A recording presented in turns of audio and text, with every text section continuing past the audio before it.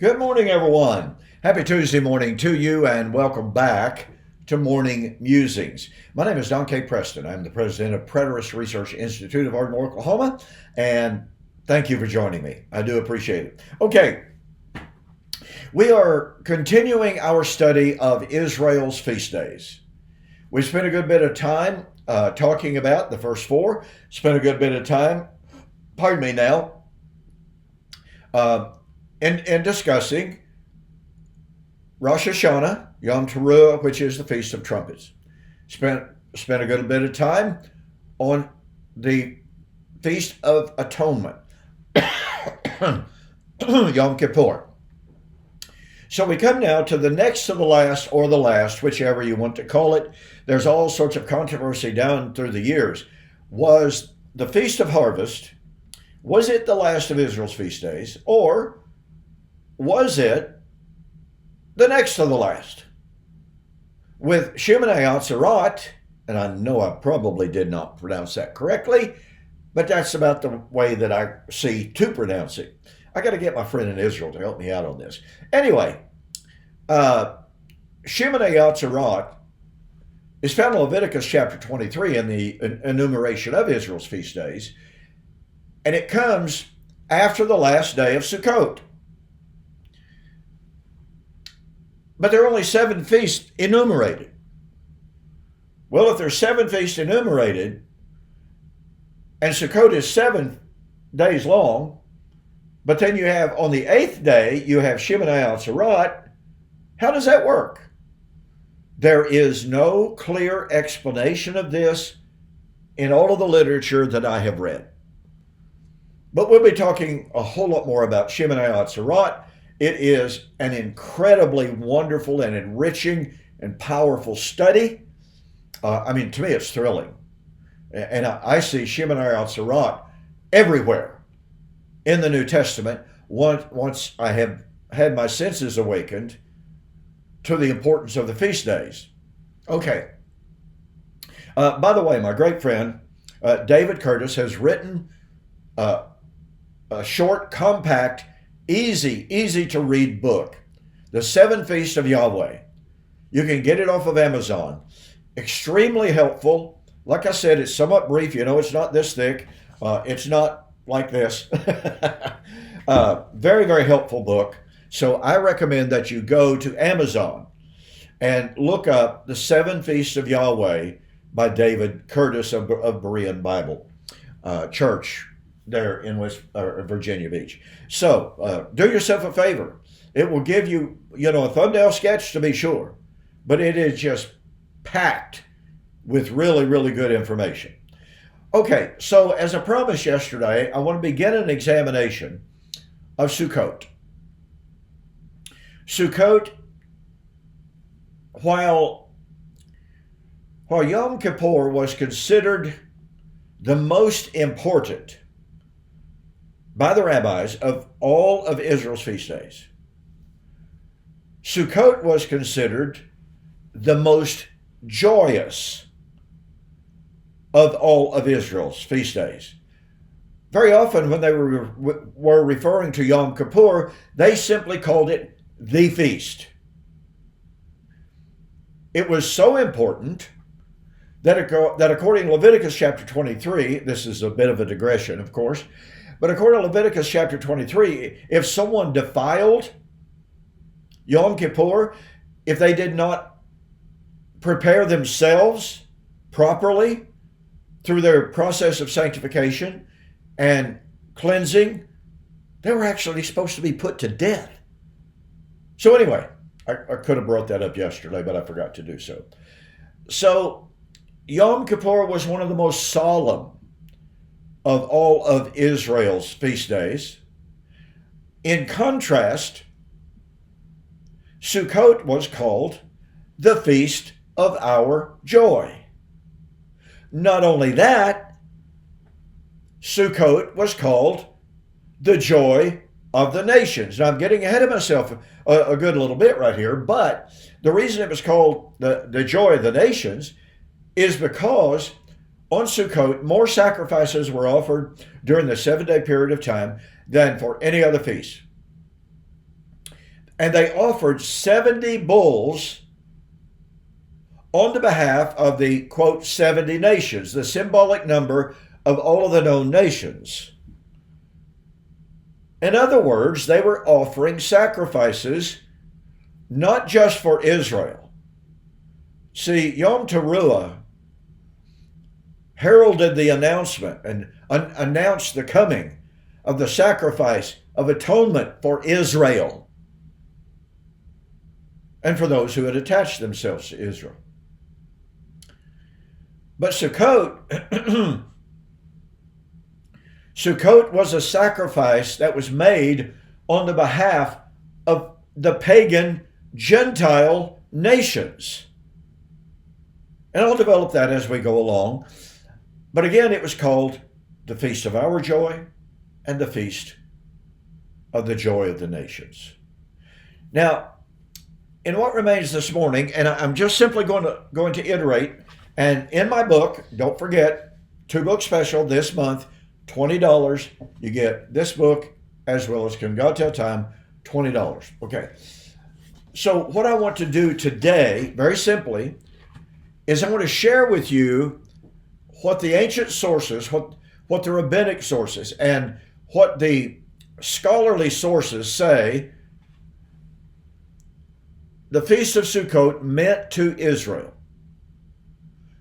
Now, this involved, and it was so fascinating, it involved reading a tremendous amount of literature. And let me say this, I probably overlooked something.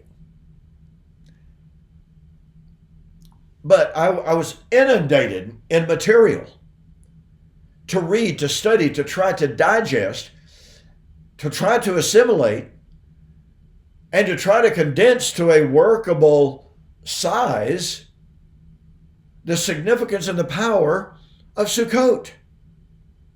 So I summarized it in the following way. Now, and I document all of this from scholarly sources as to, and we're going to pay attention in a little more detail to each one of these headings, okay? But I just want to share with you with very, very brief comments here. What did the Jews believe about the meaning of Sukkot?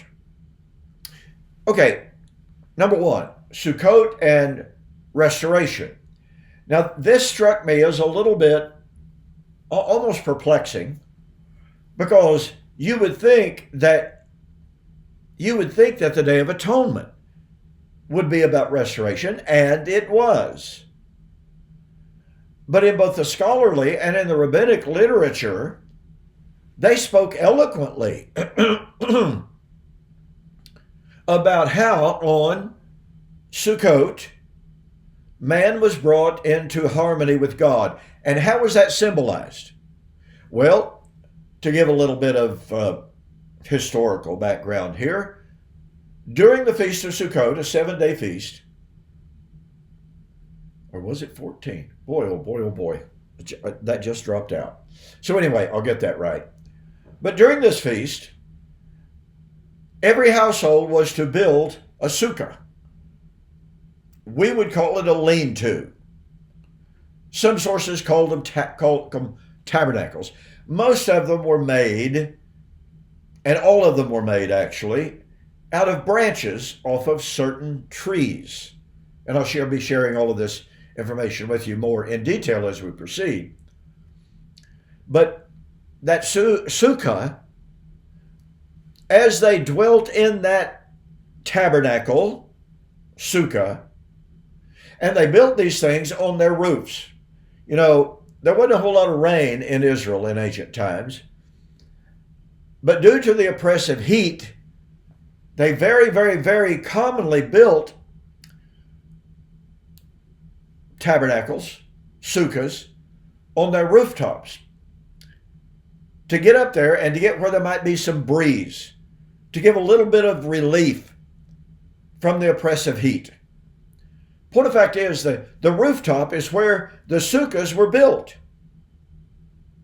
So if you were to be viewing the city of Jerusalem by using a drone, During the Feast of Sukkot, you would have seen just tabernacle after tabernacle after tabernacle on the rooftops.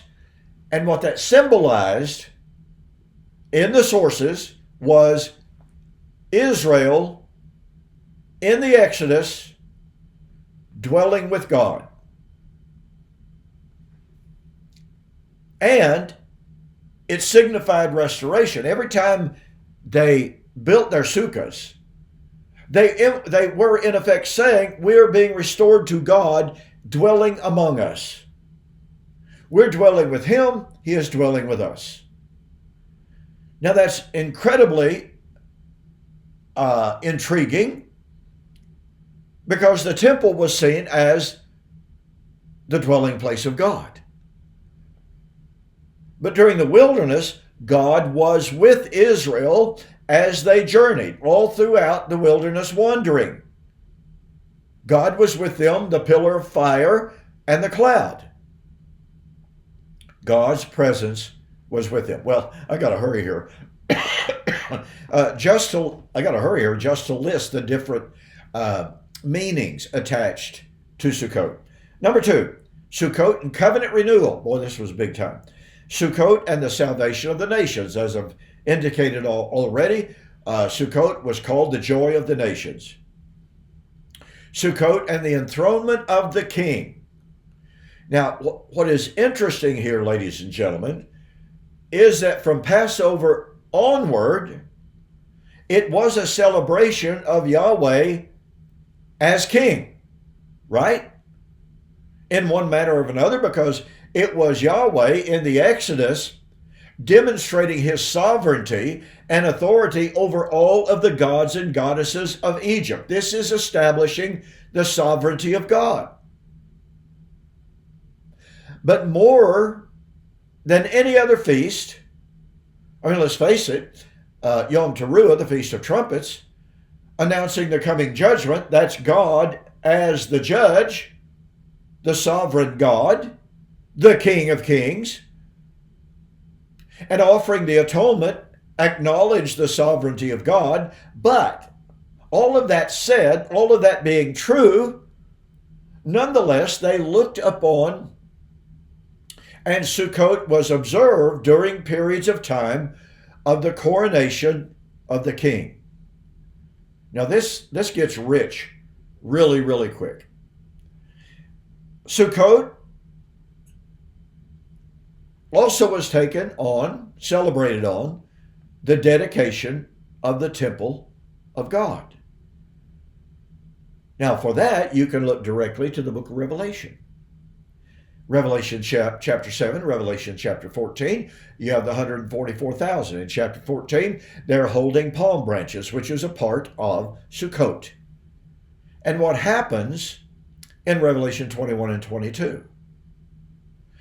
The New Jerusalem, in which is no literal physical temple, but in which the Father and the Son are the temple, it's dedication. It's consummation of the temple of God. Okay, got to go. Sukkot and the symbolic meaning of the 4 species. Well, on Sukkot, they had what they call the lulav and the ethrog. I'll discuss that a lot later. Those species, as they called them, represented resurrection. They represented eternal life. That was the next point. Then Sukkot represented the end time harvest. After all, Sukkot represented harvest. That's when it was held, at the end of the year, at the time of the harvest. The harvest has been gathered in. It is therefore a celebration of the ingathering and a celebration of the blessings of God to give the harvest.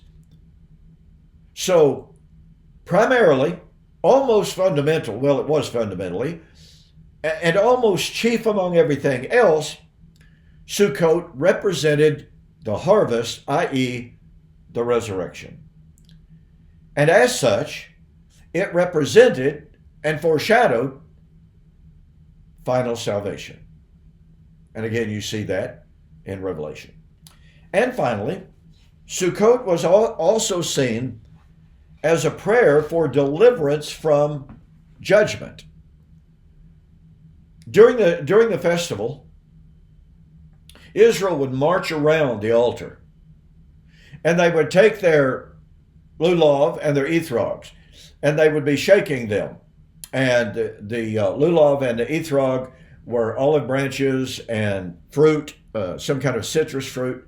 But anyway, as they walked around the altar, they would chant, "Save, Lord, save us now."